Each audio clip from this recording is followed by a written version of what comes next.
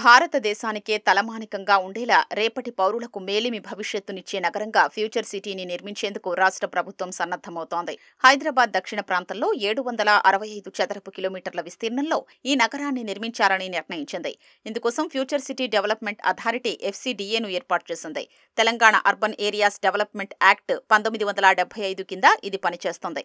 ప్రస్తుత GHMC సరిహద్దులకు అవతల ఏర్పాటవుతున్న ఈ జోన్ను భావితరాలకు స్థిరమైన సమ్మిళిత నగరంగా తీర్చిదిద్దారనేది ప్రభుత్వ లక్ష్యం.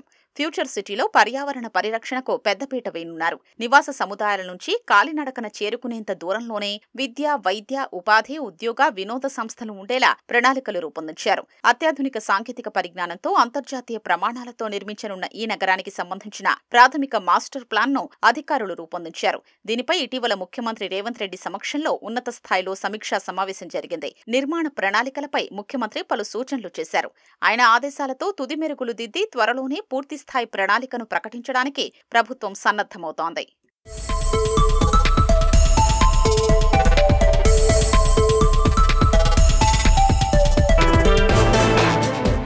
Outer ring road, Srisailam highway, Nagarjunasagar హైవేలతో సరిహద్దుగా ఉన్న కీలకమైన అభివృద్ధి కారిడార్ను ఫ్యూచర్ సిటీ కవర్ చేస్తుంది. ఇది రాజీవ్ గాంధీ అంతర్జాతీయ విమానాశ్రయానికి సమీపంలో ఉంది.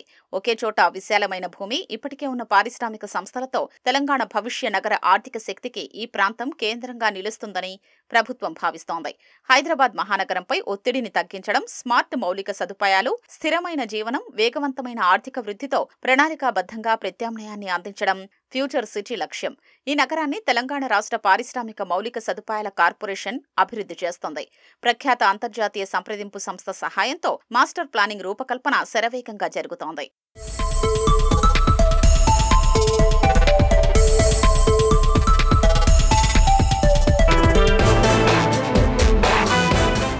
ఆధునిక పర్యావరణ పద్ధతుల ద్వారా జీవావరణ సంరక్షణ, మెరుగుదలపై మాస్టర్ ప్లాన్లో దృష్టి సారిస్తున్నారు. పారిశ్రామిక, నివాసిత ప్రాంతాల్లో వర్షపు నీటి నిర్వహణ కోసం స్పాంజ్ పార్కులు నెలకొల్పుతారు. ఇవి నీటిని గ్రహించి వరదల్ని నివారిస్తాయి. రోజువారీ నీటి డిమాండ్ను దృష్టిలో ఉంచుకుని పునర్వినియోగ నీటి పద్ధతిని అమలు చేస్తారు. జీరో లిక్విడ్ డిశ్చార్జిపై దృష్టి పెడతారు. ఇది వర్షపు నీటి సేకరణ, పునర్వినియోగ వ్యవస్థల ద్వారా నీటి కొరతను సమర్థంగా తీరుస్తుందని, బయటి నుంచి నీటిని సరఫరా చేసుకోవడాన్ని తగ్గిస్తుందని ప్రభుత్వం భావిస్తోంది. విద్యుత్ అవసరాల కోసం అధిక సామర్థ్య సబ్స్టేషన్లను నిర్మించనున్నారు. పారిశ్రామిక జోన్లు, వ్యాపార కేంద్రాల మధ్య గ్రీన్ కారిడార్ బఫర్గా పనిచేస్తుంది. విశాలమైన అర్బన్ ఫారెస్ట్, పాకెట్ పార్కుల నెట్వర్క్తో భవిష్య నగరం హరిత వాతావరణాన్ని బలోపేతం చేస్తుంది.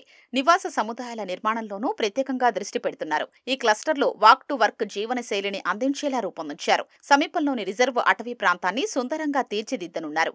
వీటికి తోడుగా ఇప్పటికే ఉన్న జలవనరులు, జంతు ప్రదర్శనశాల, ఎకో టూరిజం జోన్లను సంరక్షిస్తారు. పర్యాటకం, వ్యాపార సందర్శనల్ని ప్రోత్సహించడంలో భాగంగా ఫ్యూచర్ సిటీ సరిహద్దు వెంట అనేక హోటళ్లు, రిసార్ట్లను ప్రణాళికలో పొందుపర్చారు. Solid waste management systems, waste disposal mechanisms, common effluent treatment ప్లాంట్లు, సీవేజ్ ట్రీట్మెంట్ ప్లాంట్లతో ఫ్యూచర్ సిటీ సన్నద్ధమవుతోంది. ఇవి అన్ని రకాల వ్యర్థాల నిర్వహణను సమర్థంగా నిర్వహిస్తాయి.